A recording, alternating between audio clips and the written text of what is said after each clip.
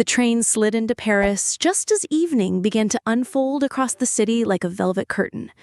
Through the window, I caught glimpses of rooftops clustered close, their chimneys leaning together as though whispering secrets only they remembered. The platform was crowded, alive with footsteps, voices, the sharp hiss of brakes.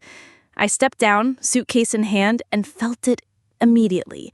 The change in air, in rhythm, in weight.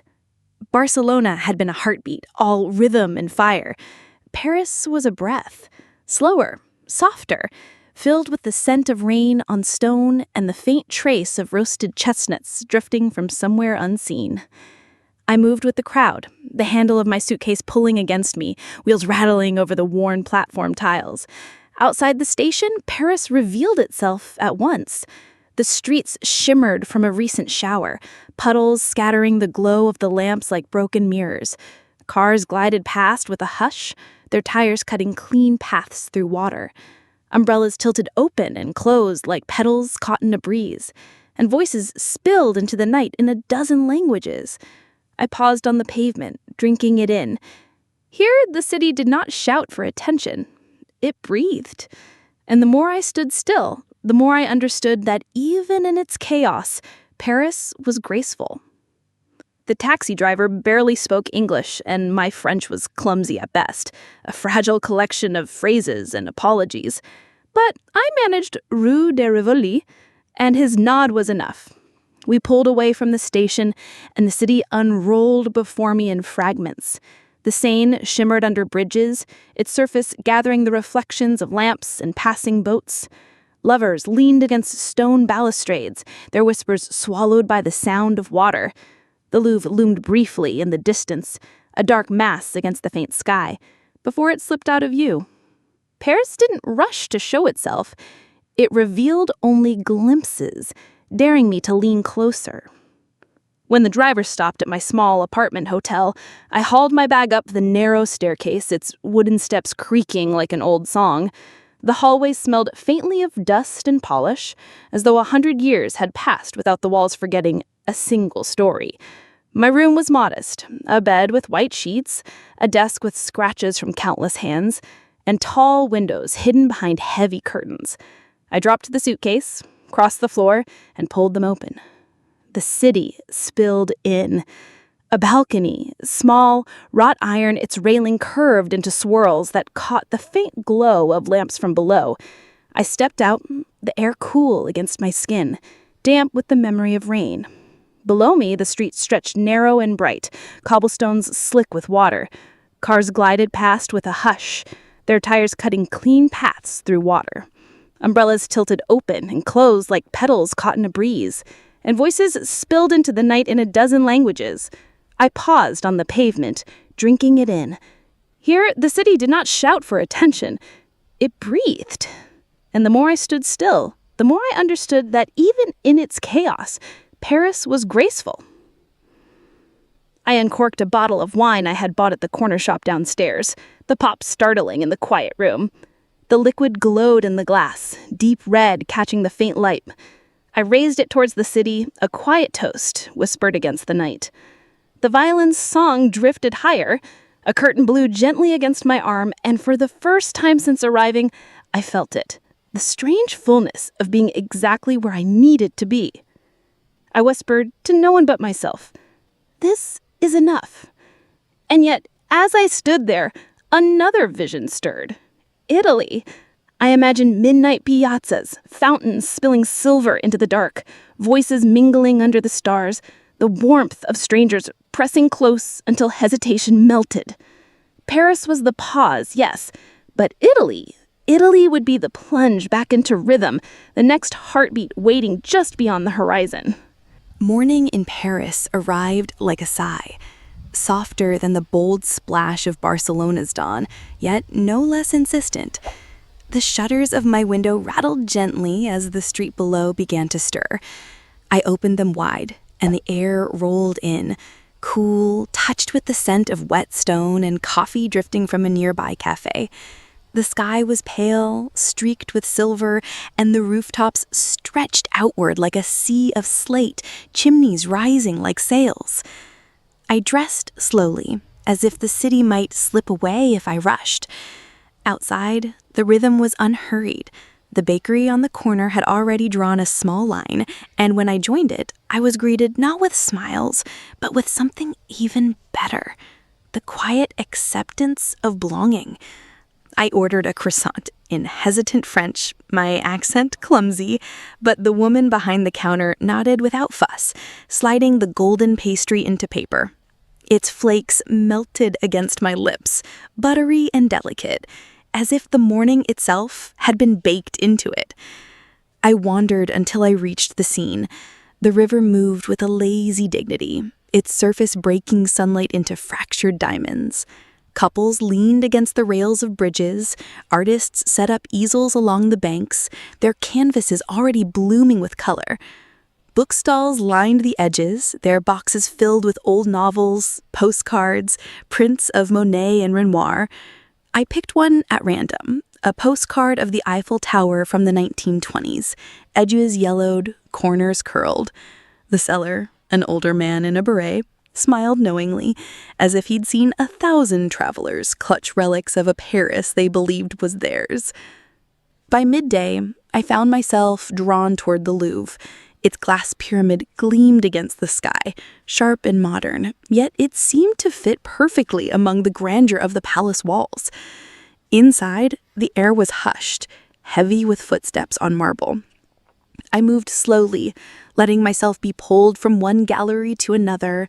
Egyptian statues with their timeless gazes, Renaissance portraits with eyes that seemed to follow me, brushstrokes layered thick with centuries of longing and faith. And then, in a quiet corner, I paused in front of a painting that wasn't famous, one most people hurried past. I stood there longer than I expected, unable to move, because in its colors and shadows, I found myself reflected, unfinished, searching, yet whole in my own imperfection. When I left, the afternoon light had shifted, spilling gold across the river.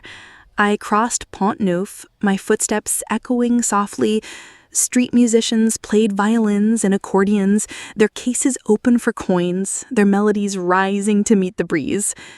I stopped at a cafe along the left bank, its tables clustered under striped awnings. The waiter barely glanced at me, muttering "Bonjour, mademoiselle," before sweeping away, but when he returned with my espresso, he also placed a small square of chocolate on the saucer. That simple gesture felt more Parisian than any grand monument. Kindness wrapped in indifference, intimacy disguised as routine. I sipped slowly, notebook open before me, words spilling out in uneven lines. Around me, conversations flowed in French I couldn't understand, but I didn't need to understand. Their rhythm was enough. The rise and fall, the laughter caught between sips of wine, the low hum of a city speaking to itself. As the light dimmed and shadows lengthened, I realized Paris had given me something Barcelona hadn't: space. In Spain, I had been pulled into the dance, into music and wine and strangers' laughter. Here, the city asked me nothing of me but to watch, to linger, to breathe. And in that stillness, I found another kind of belonging. But even as I lingered, my mind stretched forward. I thought of Rome, of Florence, of piazzas at midnight alive with voices and fountains. Paris had taught me to pause, to savor. Italy, I knew, would demand something else entirely: to step back into the fire, to laugh, to live loudly once more. Rain began as a whisper, soft and tentative, then grew heavier until the whole city seemed to breathe in rhythm with it. I pushed the tall windows open and stepped onto the balcony, the iron railing cold and slick under my palms. The air carried that fragrance I would forever associate with Paris: rain on stone, damp earth beneath cobblestones, and the faint sweetness of chestnut trees lining the boulevards. The sound was steady, soothing, like a lullaby meant only for those who stopped to listen. I pulled a scarf around my shoulders and leaned forward, letting the drizzle kiss my hair and cheeks. Below, umbrellas bloomed like flowers, red, green, black, each one spinning in its own small orbit. Some people rushed, their footsteps echoing against the slick pavement. Others moved slowly, hand in hand, pausing beneath awnings to laugh at nothing in particular. The lamps glowed against the mist, reflections breaking into gold puddles at the edges of the street. A radio played faintly from an open window, the husky voice of a chanson singer curling through the rain, her words soaked in longing. I poured myself a glass of wine and sat on the narrow iron chair, the bottle resting by my feet. The first sip was sharp, then warm, spreading into my chest. Around me, the city seemed to lean closer. For the first time since I had arrived, I didn't feel the urge to run toward monuments or chase after hidden streets. The entire essence of Paris was here, in the hush between raindrops, in the way shadows moved across windows, in the soft thrum of life unfolding just beyond my balcony. Faces from the day replayed themselves in my mind. The bookseller with yellowed postcards, his hands stained faintly with ink. The florist arranging lilies, pausing to inhale their fragrance as if it were her own secret ritual. The waiter at the cafe, brusque but gentle enough to slip a square of chocolate beside my espresso without a word. None of them knew me, none would remember me, and yet, in their small gestures, I had felt anchored. Travel wasn't only about the vastness of places, it was about these tiny exchanges, these fragile threads that stitched you briefly into the fabric of another life. The rain softened to a drizzle, then to mist. I sat still, notebook open on my lap. My pen hovered above the page, but the words didn't come easily. Instead, I found myself sketching outlines, raindrops sliding down the railing, the silhouette of a passerby pausing to light a cigarette, the swirl of smoke bending into the mist. I tried to catch these fleeting details before they slipped away. The city was too alive, too tender to be reduced to tidy sentences. Loneliness found me, but not as an intruder. It came gently, curling into the chair beside me. It was not the sharp kind of loneliness that gnaws, but the softer kind. The reminder that I was far from home, unknown, unseen, yet strangely at peace with it. On this balcony, I belonged not to anyone, but to the city itself. I thought of how rare it was to simply exist without expectations, without performance, to be nothing more than a silhouette framed in a window, a woman with a scarf, a glass of wine, and rain as her companion. Time blurred. I don't know how long I sat there. Long enough for the street to grow quieter, for the lamps to burn steadier, for the last umbrellas to vanish into doorways. When I finally leaned back, empty glass warm in my hand, I felt Paris had seeped into me completely. Not through grand sights or photographs, but through stillness, through rain, through the ache of solitude that felt almost like love. That night, I whispered into the mist, not expecting an answer, "Thank you."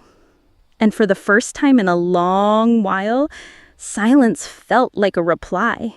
My final evening in Paris unfolded like the slow turning of a page I wasn't ready to reach the end of. All day, the city had wrapped itself around me in soft gold, sunlight spilling across the Seine, shadows stretching long over bridges, the rooftops glowing like the last brushstrokes on a canvas. But when dusk arrived, Paris shifted again. The air cooled, the lamps flickered on, and the rhythm slowed until it felt as though the entire city was holding its breath. waiting for me to notice. I bought a bottle of wine from the small shop at the corner, the shopkeeper barely glancing up as he slid it across the counter. His indifference was part of the charm. Paris had no need to prove itself. It simply existed, certain of its place in the world. I carried the bottle back to my room, the bag warm in my hand, my heart heavier than I wanted to admit. Tomorrow I would leave, but tonight belonged still to Paris. On the balcony, I popped the cork. The sound was soft but resonant, a note that seemed to echo off the buildings like a secret shared between neighbors. I poured the wine, deep red catching the lamplight, and leaned against the iron railing. The street below shimmered faintly from the day's earlier rain, puddles holding fragments of lamps and stars. Life unfolded beneath me with a quiet grace. Couples strolled slowly, arm in arm, their steps in sync, without effort. A boy chased after a paper boat he had placed in a gutter stream, laughing when it caught against a leaf. A woman in a long scarf disappeared into a cafe, the bell above the door chiming faintly as it swung closed. None of them looked up, and that was perfect. Paris didn't notice me. It didn't need to. And in that indifference, I found a strange belonging, as though I had been folded into the city's rhythm without anyone realizing. Music drifted upward. Somewhere an accordion was playing, rough but tender, its melody stumbling yet sincere. Then a violin joined, weaving a second thread through the night air. The sounds tangled together, imperfect but alive, as if the city itself had decided to compose a farewell. I closed my eyes, letting the notes wrap around me, my glass warm in my hand. For a long while, I thought about the people I had passed here. The waiter who had placed a square of chocolate beside my espresso, the bookseller with ink-stained hands who had smiled knowingly when I bought the postcard, the florist who paused to inhale the lilies before arranging them in their buckets. None of them would remember me, but I would carry them. These were not grand moments, but they were the ones that had settled into my bones. I lingered there, sipping slowly, refusing to let time chase me indoors. The city glowed and breathed below me, and I felt suspended between staying and leaving. I thought of how easily I could remain here forever. A balcony, a bottle of wine, the quiet companionship of a city that never demanded, only offered. Yet, deep inside, I knew Paris was never meant to be forever. It was meant to be a pause, a lesson, to show me that beauty can be still, that presence can be enough. And as the music carried on, my thoughts leapt forward to Italy. I could almost feel it. The fountains at midnight, the clamor of voices in crowded piazzas, the warmth of strangers pressing close, and the taste of gelato melting too fast in the heat. If Paris was a sigh, Italy would be a laugh, loud, unrestrained, echoing until the night itself joined in. I raised my glass one last time, whispering into the night, "Merci." The word caught awkwardly in my mouth, but it was heavy with gratitude. Gratitude for the rain-slick streets, for the quiet faces, for the balcony that had given me stillness. Gratitude for the way Paris had taught me not to chase, not to surrender, but to linger. I drank deeply, letting the wine carry warmth into me, letting the music blur into the hum of the street. And as I leaned against the railing, eyes on the lamps reflected in the last puddles below, I felt it, the gentle hand of the city releasing me, already nudging me towards the next chapter. Morning in Paris slipped through the curtains like a secret. The light was pale, almost shy, brushing the rooftops in silver instead of gold. I pushed the shutters open and leaned out, inhaling the crisp air. The street below was already awake. A boy on a bicycle balancing a basket of bread, the scent of butter and yeast trailing behind him, shopkeepers setting out their chalkboards, writing the day's offerings with quick, practiced strokes, voices rising softly, not in a rush, but as though the city wanted to begin with a whisper rather than a shout. I followed the smell of coffee until I found a cafe tucked into the corner of the street. Its awning was striped, faded from the sun, and its tables clustered together in a patchwork of wood and iron. I sat at one, the chair wobbling slightly, and ordered without trying to perfect my French this time. The waiter gave me a look that was half amusement, half impatience, but when he returned with a steaming bowl of café au lait and a croissant flaking onto the plate, I knew I had passed some small test. I dipped the pastry into the coffee, the butter melting on my tongue, and for a moment I forgot the world beyond this table existed. Across from me, two older men leaned over a chessboard, their moves slow, deliberate, the conversation between them punctuated by shrugs and laughter. Nearby, a woman in a red coat scribbled furiously into a notebook, her coffee forgotten, her brow furrowed, as though she was trying to trap a fleeting thought. The city unfolded around me in layers, not loud, but steady, every gesture a piece of its story. Later, I wandered down to the Seine. The river caught the morning light and scattered it into thousands of tiny sparks. Vendors along the quays lifted the lids of their green bookstalls, revealing rows of novels, maps, and prints. I lingered at one, tracing the spines of books whose pages smelled faintly of dust and ink. I bought a small, worn collection of poems, the cover softened by hands long gone. The bookseller smiled briefly, slipping it into a paper bag with the same care one might use to wrap a gift. Crossing Pont Neuf, I paused to watch the water ripple beneath me. A couple leaned against the railing, their conversation hushed, their heads bent close together. A painter sat on a folding stool, canvas propped on his knees, his brush moving quickly as if afraid the moment would vanish before he captured it. I thought then that Paris was not a city of grand gestures. It was a city of small eternities, moments stretched so delicately that they imprinted themselves before you realized it. By midday, I found myself back at the Louvre. This time, I didn't rush inside. I stood in the courtyard, watching people drift across the glass pyramid's reflection. Children ran in circles, tourists raised their cameras.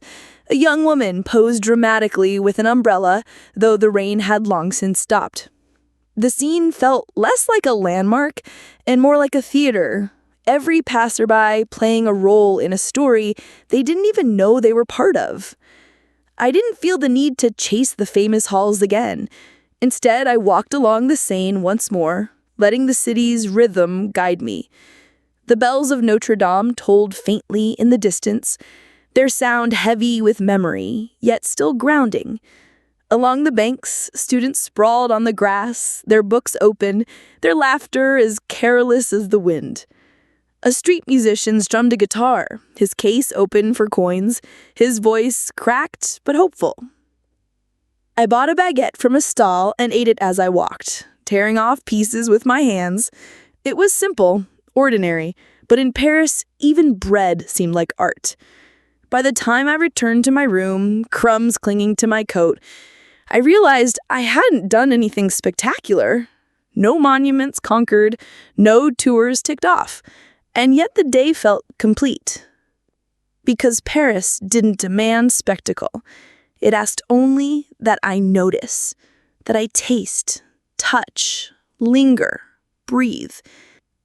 And in that quiet, ordinary morning, I finally understood why so many had fallen in love with it. Evening in Paris arrived not with a crash, but with a hush, like a curtain lowered gently over the stage of the day. I left my room as the first lamps flickered to life, their light spilling across the damp cobblestones, and followed the curve of the Seine.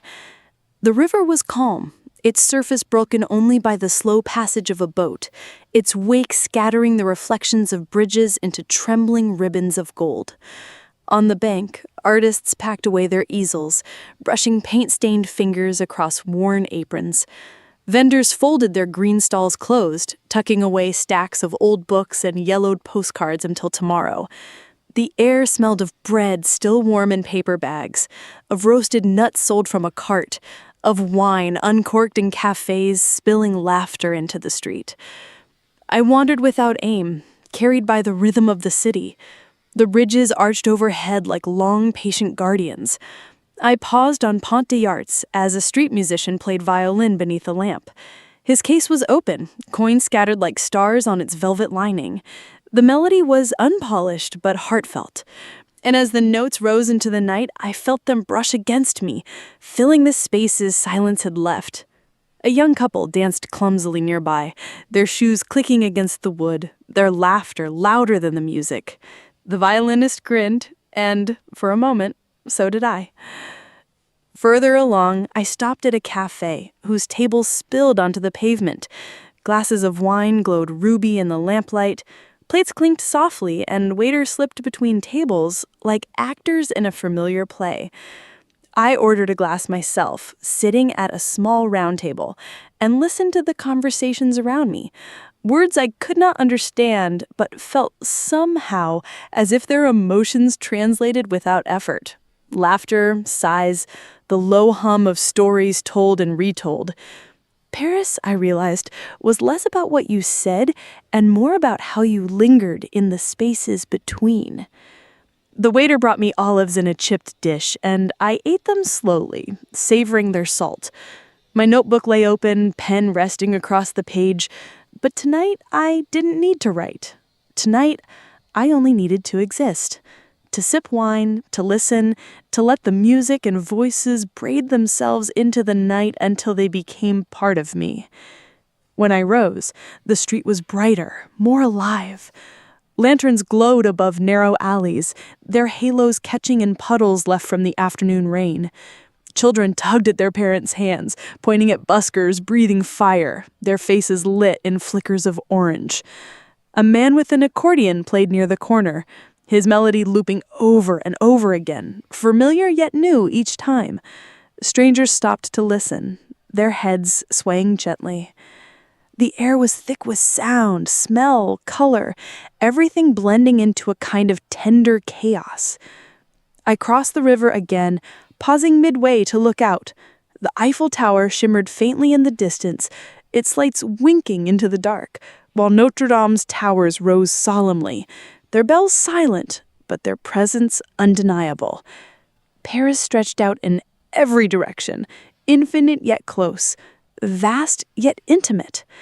As I walked back toward my balcony, I thought of how the city had changed me in such a short time. In Barcelona, I had been swept into the dance. Here, I had learned to pause, to sit with wine in my hand and feel the pulse of life around me without needing to chase it. And in that pause, I found something I hadn't expected, not emptiness, but fullness. By the time I reached my room, the street was quieter, but the music lingered in the air. I poured the last of the wine into my glass and carried it onto the balcony. From below, faint laughter rose, mingling with the hum of the city's breath. I raised the glass in a silent toast, not to monuments or to memories, but to this, to stillness, to presence, to the simple grace of being here. The next morning, I woke to the sound of church bells, their tones deep and deliberate, rolling across the rooftops. Paris was already awake, but in a quieter, more thoughtful way than the nights that spilled over with wine and music. I decided to wander toward the left bank, letting the Latin Quarter call me with its promises of narrow streets and stories tucked into every corner. Crossing the Seine, I felt the shift immediately. The boulevards gave way to winding alleys, the kind that seemed to curve back on themselves, daring you to lose your way. Bookshops crowded shoulder to shoulder, their windows fogged with dust and time. I stopped at one, the door creaking as I pushed it open, and was instantly enveloped in the smell of paper and ink. Stacks of novels leaned precariously against each other, shelves sagged under the weight of forgotten poets, and handwritten notes marked shelves: philosophy, history, Romans. The shopkeeper, an elderly man in a sweater worn thin at the elbows, looked up from his desk and nodded without words. I drifted through the aisles, brushing my fingers along the spines, as if the books themselves might choose me. In the end, I picked a slim volume of French poems, its cover faded to the color of smoke. I couldn't understand the lines yet, but I liked the idea of carrying them with me, like seeds waiting for soil. When I paid, the shopkeeper wrapped the book in brown paper, tying it with string. The gesture felt almost sacred, as if he were giving me more than just pages.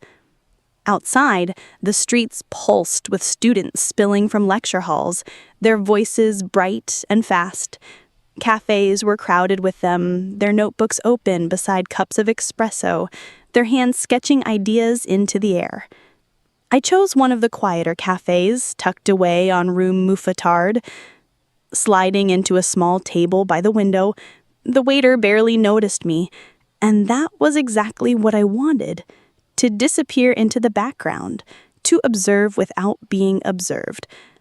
I ordered a café crème and watched the world unfold through the glass. A group of young women laughed over a shared notebook, heads bent close together. An old man sat with a chessboard, waiting patiently for an opponent who might never arrive.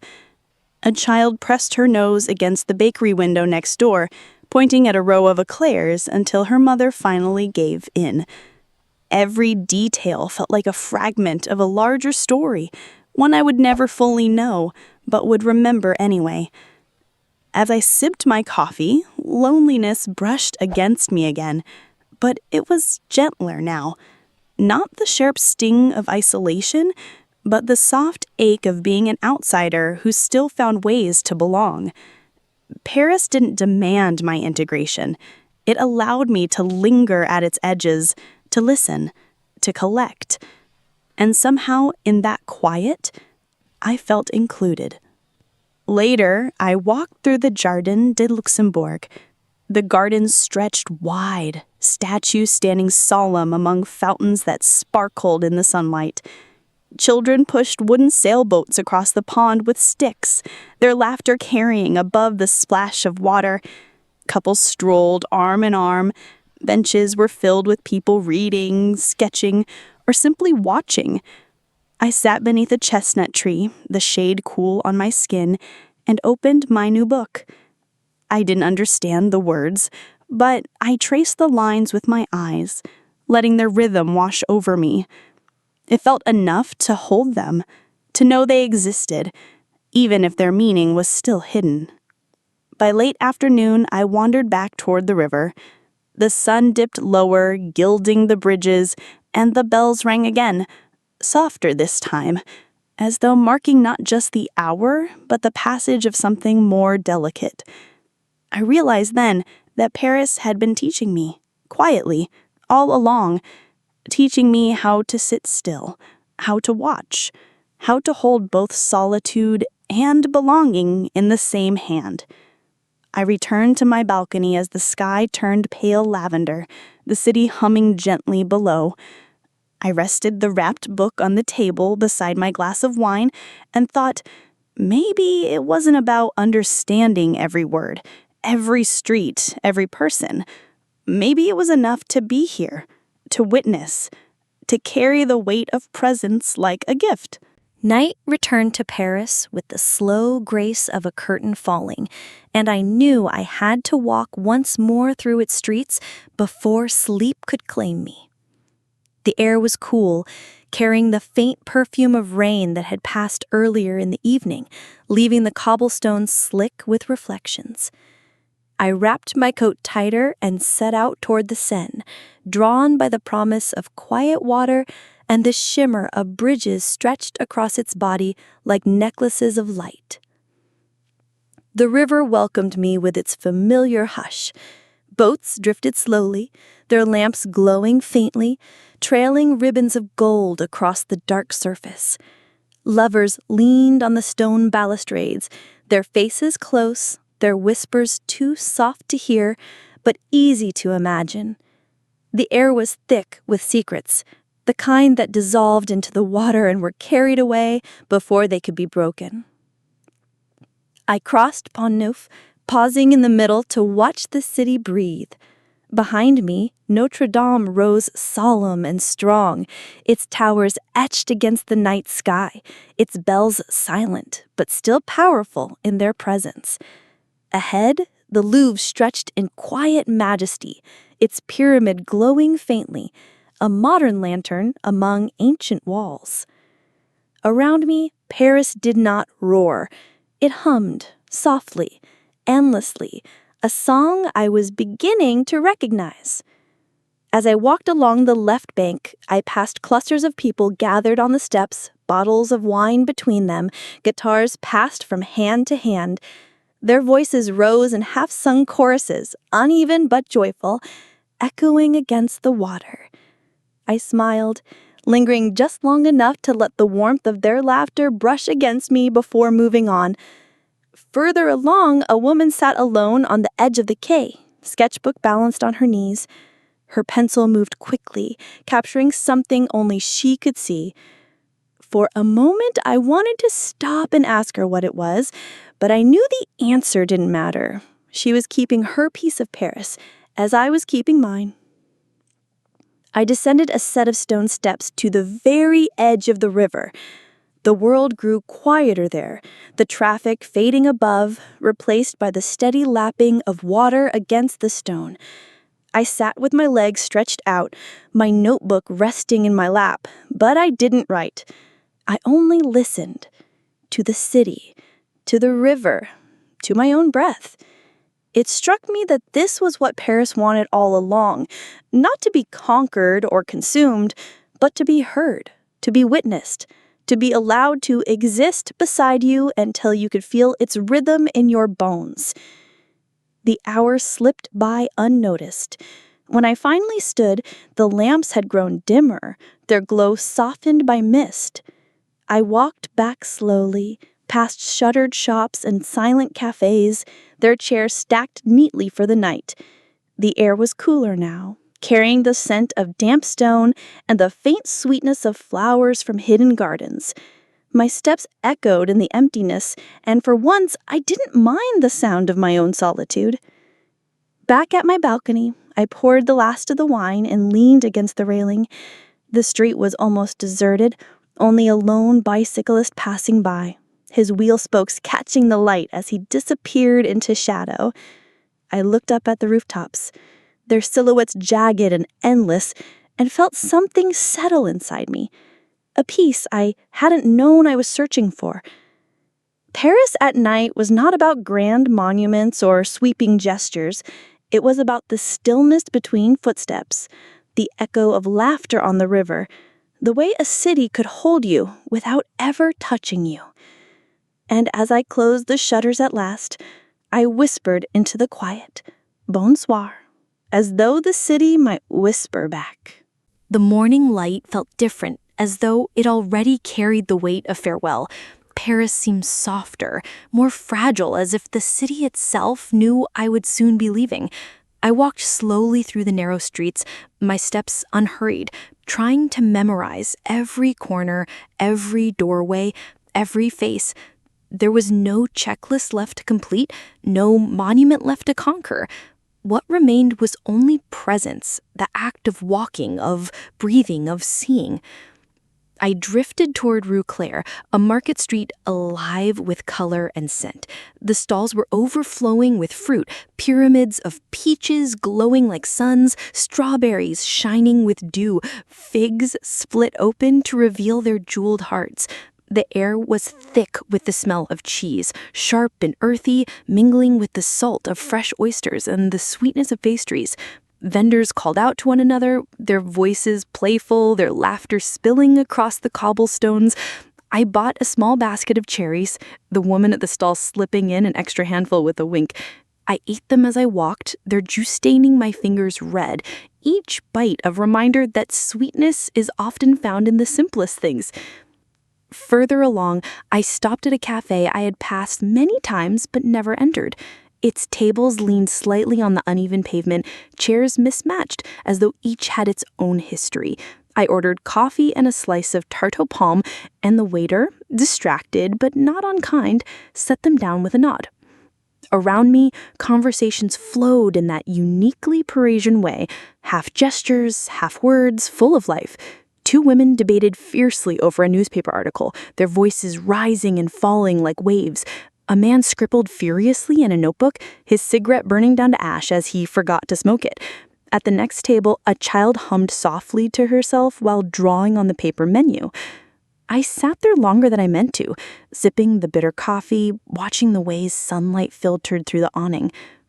It struck me then that Paris was not made of monuments or museums. It was made of moments like this, ordinary, fleeting, yet piercingly alive.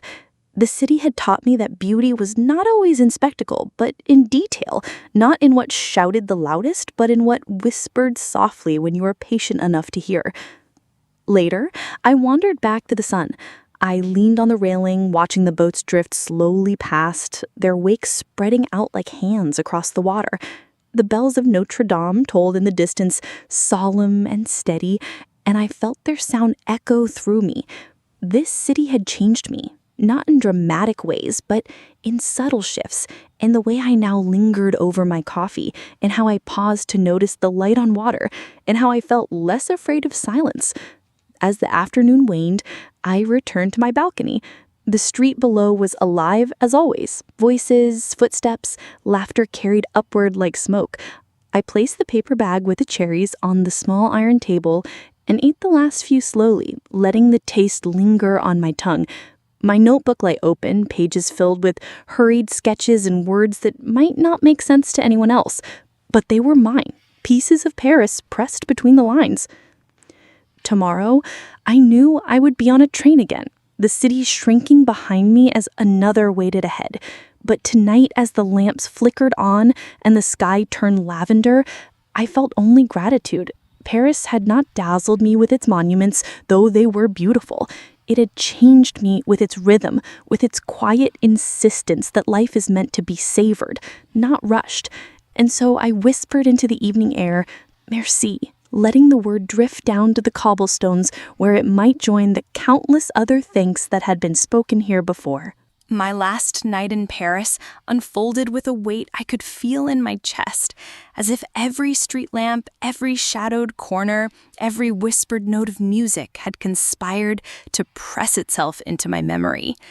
I opened the balcony doors wide, and the air spilled in, cool, damp, with the faint memory of rain, carrying with it the smells of stone, smoke, and something sweeter, the unseen flowers blooming behind shuttered gardens. I leaned into the threshold for a moment, unwilling to step fully outside, as though delaying the inevitable goodbye. But Paris would not let me hesitate. It moved beneath me with its familiar grace, footsteps tapping against cobblestones, voices colliding in bursts of laughter, the faint melody of an accordion spilling from somewhere near the corner. I poured the last of the bottle I had been saving, the cork worn smooth from being handled too often. The wine glowed in the lamplight as I raised it in a silent toast to the street below. "Merci," I whispered, the word awkward on my tongue, but true in my heart. The glass warmed my hand, and the wine, when I drank, slid through me like a second heartbeat. I set the glass down on the small iron table and gripped the railing, the metal cool and steady. Below, the street was alive with fragments of lives I would never know.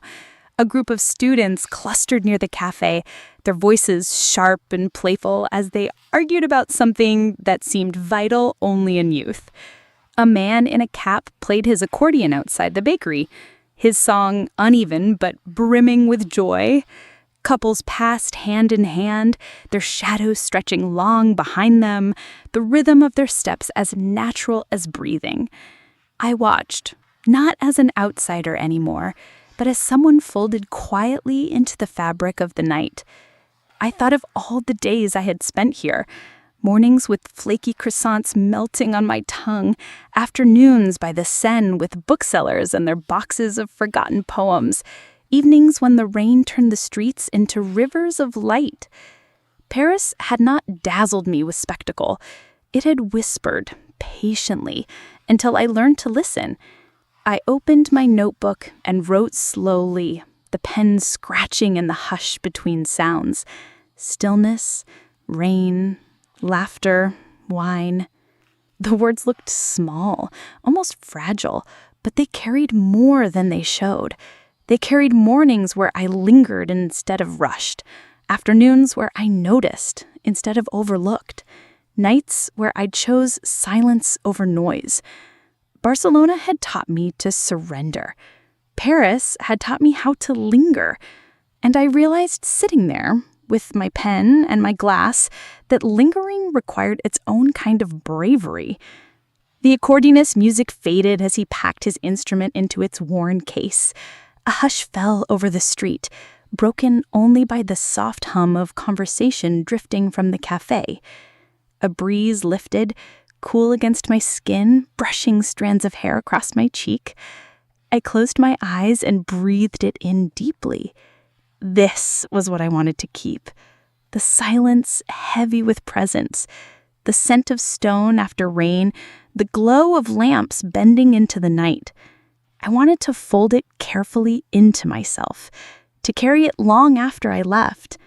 Midnight arrived with the toll of bells in the distance, solemn and unhurried. Their sound rolled across the rooftops and into me, each strike a reminder of how little time remained. I drained the last of my wine, the warmth lingering on my lips, and set the glass down. My eyes swept across the jagged silhouettes of rooftops, chimneys rising like sentinels, as if they were watching me in return. Paris was not mine to hold, but tonight it felt as though it had chosen to rest with me a little while longer. I leaned against the railing one last time, my arms folded, my body heavy with wine and weariness. I thought of Italy waiting just beyond tomorrow, piazzas at midnight, fountains glowing under the stars, laughter so loud it echoed off ancient walls. The thought made me smile, though my chest ached, because this was Paris's gift. It never tried to outshine what came next. It simply taught you to stop, to linger, to love the pause before the next step. And tonight, on this balcony, I realized that was the lesson I would carry most. When the street below quieted and the lamps burned steadier, I whispered into the night, "Merci," not to anyone, not even to the city, but to the stillness itself. And with that, I closed the shutters slowly, letting the music, the laughter, and the lamps remain outside, etched into memory, never truly gone. The morning of my departure arrived quietly, though inside me everything felt restless. I woke before dawn, the shutters still drawn, the air in the room heavy with the last traces of night. For a long moment, I lay still, listening, to the muffled roll of a suitcase somewhere on the street below, to the rattle of dishes in a cafe preparing for the day, to the distant toll of bells marking an hour too early for most. Paris was waking, and I was leaving. I dressed slowly, as if each button, each fold of fabric could delay the inevitable. My suitcase was already packed, but I opened it once more, touching each item. The slim book of poems wrapped in brown paper, the postcard of the Eiffel Tower from decades past, the scarf that now smelled faintly of rain and smoke. Souvenirs not of grandeur, but of presence. I closed the zipper carefully, as though sealing a chapter. The taxi ride to the station carried me through streets I had begun to memorize. Rue Claire with its shuttered stalls, still damp from washing, A boulangerie, its door just opening, the smell of bread drifting out like a farewell. The Seine, still dark, reflecting the first gray light of morning. Even the Eiffel Tower appeared in the distance, faint and ghost-like, as if it too was reluctant to let me go. My chest tightened with every turn of the wheel, each familiar sight shrinking into memory as I looked at it. At Gare de Lyon, the world was a blur of motion. Travelers hurried with bags, their footsteps sharp against the marble floor. Announcements echoed overhead, clipped and precise, their rhythm foreign but steady. I found my platform and stood among strangers, each of us carrying our own reasons for leaving, our own quiet stories folded into our luggage. I wondered how many hearts had stood here before mine, heavy with departure, yet trembling with anticipation. I bought a coffee from a stand, its bitterness sharp, grounding me. I held the paper cup close, letting its warmth seep into my hands as I walked along the platform. The train waited, long and sleek, its windows glinting with the pale light of morning. A whistle blew in the distance, and my pulse quickened in response. When the doors opened, I climbed aboard, finding my seat by the window. My suitcase slid into the rack above me, my notebook onto my lap. Through the glass, I watched the station blur with movement. Porters loading bags, travelers waving their goodbyes, a child pressing his face against the window of another carriage. I pressed my palm lightly against the glass, as if touching the city one last time. The train shuddered, then began to move. Slowly at first, then with gathering speed. The station slipped away, the arches of its ceiling vanishing into shadow. My reflection stared back at me from the window, tired, changed, carrying something invisible, yet undeniable. Paris was behind me now, but its rhythm lingered inside. As the landscape opened into fields, I let my thoughts drift. I remembered the rain-slicked streets, the music rising from corners, the wine on the balcony, the quiet hush of Notre Dame's bells. I remembered how the city had taught me to linger, to savor the pause, to listen to silence as if it were music. Barcelona had been a dance, Paris had been a breath, and now something new awaited. I thought of Italy, of Rome's piazzas alive with midnight voices, fountains sparkling under the stars, the echo of laughter against ancient stone. I could almost hear it already, calling me forward with a rhythm louder, brighter, unapologetically alive. Paris had given me stillness. Italy would give me fire. As the train carried me south, I closed my eyes and whispered a final word, merci, not only to Paris, but to the part of myself I had found there, the part that no longer rushed, that had learned to linger, that had fallen in love with the beauty of a pause. The rails hummed beneath me, steady and unrelenting. Ahead, Rome waited, its piazzas glowing in my imagination, ready to open their arms.